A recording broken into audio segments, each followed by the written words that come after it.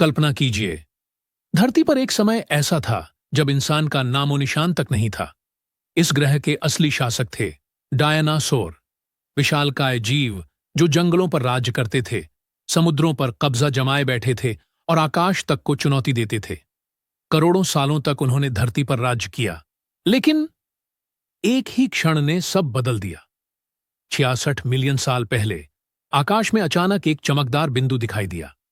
धीरे धीरे वह बिंदु बड़ा होता गया और फिर पूरी धरती को हिला देने वाली घटना घटी। एक विशाल उल्का पिंड लगभग 10 किलोमीटर चौड़ा आकाश से गिरा और आज के मैक्सिको में धरती से टकरा गया। टक्कर इतनी भयानक थी कि पहाड़ पिघल गए, सुनामी की लहरें हजारों किलोमीटर तक उठीं और पूरा आकाश धुएं और राख से भर गया। सूरज की रोशनी महीनों तक धरती तक नहीं पहुंची। पेड़ पौधे घास सब जलकर राख हो गए, भोजन खत्म हो गया और वही महान डायनासोर जो धरती के शासक थे, भूख और ठंड से धीरे धीरे मिट गए। लेकिन यह सिर्फ विनाश नहीं था, यह धरती के इतिहास का सबसे बड़ा मोड़ था, क्योंकि जब डायनासोर मिटे तब छोटे छोटे जीवों को जीने का मौका मिला और यहीं से शुरू हुई मानवता की असली यात्रा। आज से लगभग 4.5 अरब साल पहले, जब धरती खुद एक जलती हुई आग का गोला थी, धीरे धीरे धरती ठंडी हुई और महासागर बने। इन्हीं महासागरों की गहराइयों में बिजली और ज्वालामुखियों की ऊर्जा से जीवन का पहला बीज पनपा।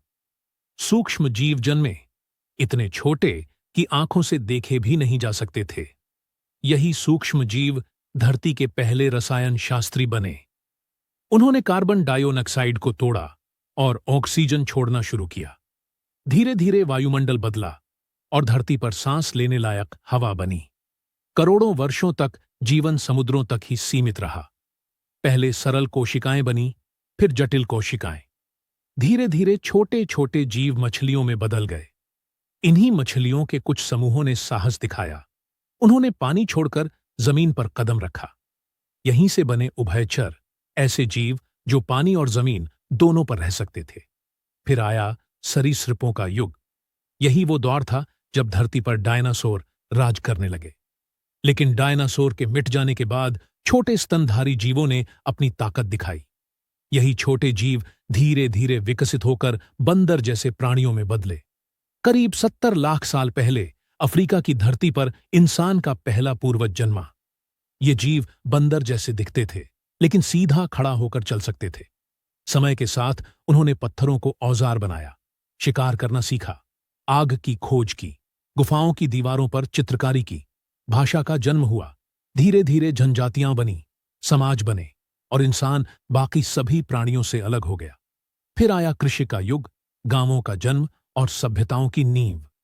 मिस्र के पिरामिड, सिंधु घाटी की बस्तियां, चीन की दीवारें, सब इसी सफर की गवाही हैं। आज वही इंसान अंतरिक्ष तक पहुंच चुका है। हम चांद पर कदम रख चुके हैं, मंगल की तस्वीरें ले चुके हैं और तारों को छूने का सपना देख रहे हैं।